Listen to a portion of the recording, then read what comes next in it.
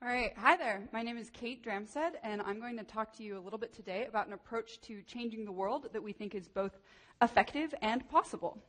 So I am with the Affordable Design and Entrepreneurship Program, which is a collaboration between Olin College and Babson College. And we are working to apply design thinking skills and entrepreneurship skills to alleviate poverty in areas around the world. So we're currently working in 4 different locations on a number of different projects that have a wide range of topic focuses. But what I'm going to talk to you about is not actually any one technological innovation or business innovation, but actually just the approach that we take, because that's what we think is the exciting part about our program. So how do most people do development work? Well, there are 2 approaches, really. The first one is looking for broad solutions. They're looking for a one-size-fits-all. These are the people who are trying to save the whole world in one go. The other approach that you can take to development is a village-by-village approach. You go to one village, you dig a well, you go to the next village, you dig a well, you keep going until your money or your time or your resources run out. You're going to do it one at a time.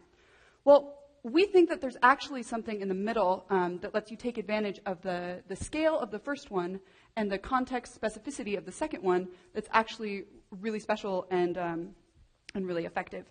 So, what is that process? So this is our model of doing development work. We start out with opportunity identification. So we go into the communities that we're partnered with, and we try to really understand the need. What is going on here? What's the problem? And how can we help? Secondly, next we move into the development phase, where we work closely with our communities to develop solutions and prototypes and get them running in the village, the whole time looking forward to phase 3, where the plan is that we will then replicate these solutions and spread them to other villages in the region, other communities in the region, and therefore achieving our impact. So I think the best way to talk about this is actually through a story. So I'm going to walk you through one of our projects, which is Cassava Processing Co-op in Ghana. So cassava is a starchy root vegetable that grows particularly well. Unfortunately, it has a relatively short shelf life unless you process it and turn it into something like gari, which is shown here. It's like a small couscous product. But in order to do that, you have to peel the cassava, you have to grate the cassava, press it, and fry it. So when we went and talked to small-scale gari producers in rural villages, they told us the hardest part for them was the grating. It's it's labor-intensive.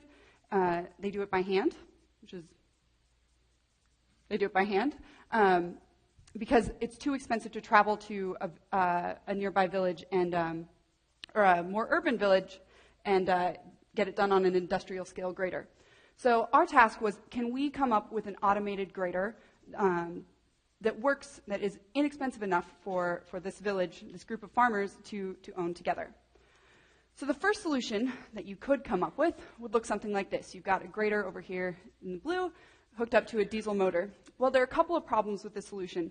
The first is that it's just too expensive. It's about $3,000 US, and that's just out of the reach in terms of the value add that you get for automating the cassava grating process. It's just too much capital.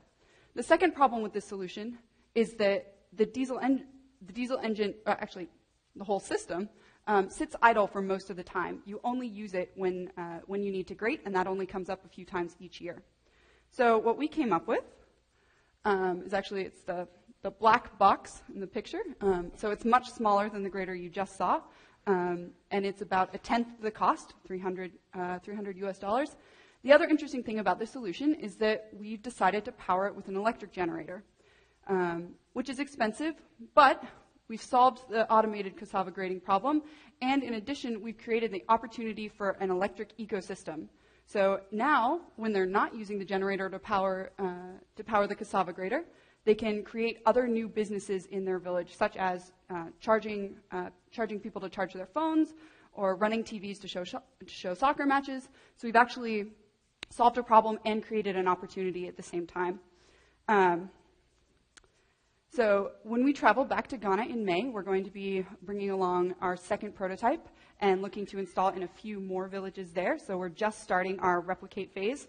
But overall, we think that this project has been successful because we didn't try to save the world, and we didn't try to just save one person, but we found that sweet spot in the middle. And that's what we're really excited about. So I'd love to talk to anybody who's interested in this more. All right, thanks.